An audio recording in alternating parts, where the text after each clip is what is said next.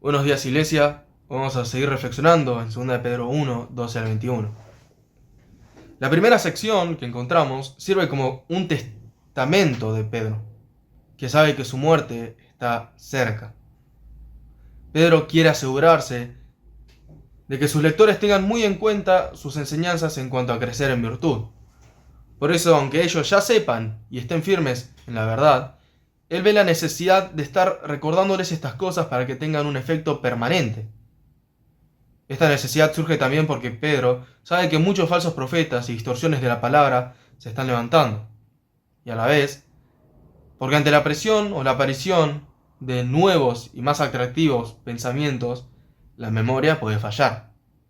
Está procurando que sus lectores no caigan. Pero aún más, la razón por la que escribe principalmente es porque, como dijimos, Pedro sabe que su muerte está cerca. Él va a seguir exhortando y recordándoles hasta que tenga que salir de su frágil morada. Esta frágil morada se traduce literalmente como tienda. Pero está haciendo alusión a que al morir va a salir de su tienda terrenal en la que vive, o sea, su cuerpo. Pero ¿cómo sabe Pedro que está cerca de su muerte? Él afirma que Jesús se lo había declarado. Y hay una gran discusión en cuanto a cuándo fue esto, a qué momento se está refiriendo Pedro.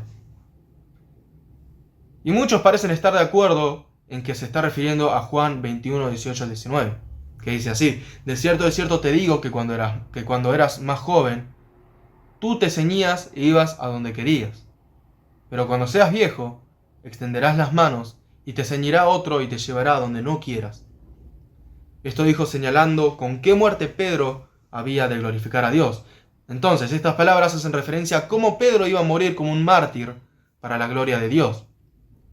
Y justamente en un contexto de persecución, Pedro sabía que estas palabras estaban por cumplirse pronto.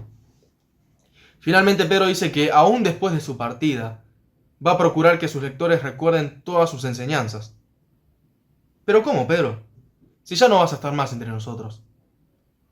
El tema está en que él quiere enfatizar la idea de que sus cartas no sean leídas una vez y ya está, sino que todo lo que él escribió sirva de recordatorio y perdure en la vida de todos los cristianos.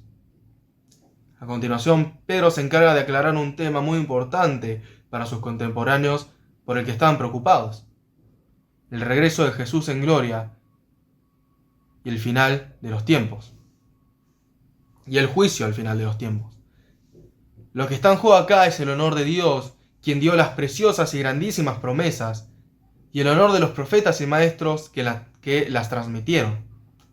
Para esto Pedro primeramente vuelve al momento de la transfiguración de Jesús, donde Jesús había llevado a Pedro, Jacobo y Juan a un monte alto.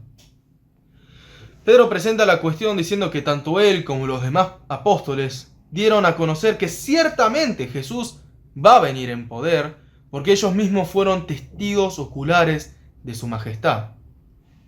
Ellos no siguieron fábulas, cuentos o mitos meticulosos o bien arreglados. No dieron testimonio para manipular a la gente de cierta forma y amenazarlos con un juicio terrible. Fueron testigos de su majestad que se mostró en la transfiguración. Fueron testigos de cómo Jesús recibió la honra y la gloria de parte de Dios Padre. Jesús fue exaltado y glorificado. Esto lo vemos cuando Dios mismo afirma: este es mi Hijo amado, en quien tengo complacencia. Al mismo tiempo, no solo fueron testigos oculares, sino también testigos al escuchar la voz del cielo cuando estaban ahí en el Monte Santo. Lo que Pedro quiere remarcar es que Jesús es verdaderamente el Rey ungido por Dios y que viene en gloria. Como Pedro pudo ver a Jesús en su estado glorioso, él tiene toda la seguridad para decir que Jesús va a volver en esa misma gloria y establecer de forma permanente su reino.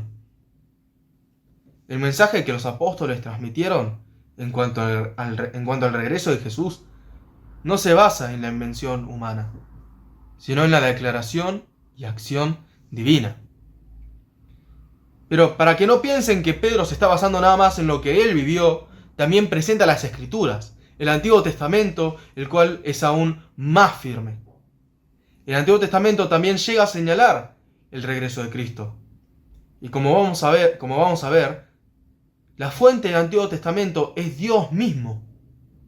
Así que al negar el regreso de Jesús, uno estaría poniendo en juego el honor tanto de Jesús como de Dios. Y Pedro les dice a sus lectores que hacen bien en estar atentos a cómo Dios transmite su luz en la oscuridad a través de su palabra, hasta que Él aclare el día, marcando así el final de los tiempos, cuando Jesús sea glorificado. Y una vez que llegue, va a disipar las dudas e incertidumbres de nuestros corazones, recibiendo la revelación total. Todo esto lo fundamenta en que nada en el Antiguo Testamento fue escrito por la iniciativa, la imaginación o creatividad del ser humano, sino que al contrario, todo lo escrito en el Antiguo Testamento es palabra de Dios inspirada por el Espíritu Santo. Esto nos muestra que no se basa en cualquier cosa para decir todo esto, sino en la plena y total autoridad de Dios. Y como es palabra de Dios, es de pura confianza. Volviendo al principio, como vimos, Pedro escribe estas cosas al saber que su muerte está cerca.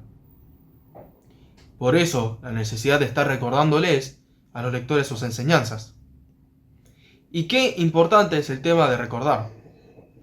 Uno de los temas más importantes en el Antiguo Testamento era el de recordar cómo Dios había obrado en la vida de su pueblo. Más tarde en el Nuevo Testamento, Jesús incluso dice en la última cena que hagan esas cosas en memoria de Él. ¿Cuántas veces podemos llegar a olvidarnos de Dios? Sí, puedo saber sobre Dios y recordarlo cada tanto, pero esa no es una vida espiritual. Algunos podríamos quejarnos diciendo que todos los domingos escuchamos las mismas enseñanzas.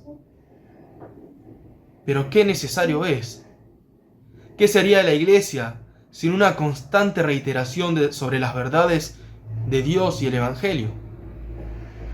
Saldrían cristianos sin base y no quedaría esperanza para el futuro. Por último, como también vimos, Pedro escribe sobre el regreso de Jesús para fundamentar el hecho de que ciertamente Jesús va a volver. Hoy en día esta no es una preocupación para nosotros. O sea, lo tenemos en cuenta, sí, pero muy allá, atrás de todas nuestras otras preocupaciones. Pensamos tal vez, si Jesús está tardando unos 2000 años para volver, esto va para más. Pero aún si no rechazamos literalmente la idea de que va a regresar, basta con que vivamos despreocupados de esta realidad para negar la gloria venidera de Cristo y la autoridad escrita de Dios. Nosotros tenemos ambas, la palabra y la palabra encarnada. Nosotros mismos somos testigos de Cristo en esta tierra. Los invito a no estar perseguidos, sino pendientes y seguros en el esplendor que viene con el reino de Dios, iluminando nuestros corazones. Que Dios los bendiga y que continúen bien la semana.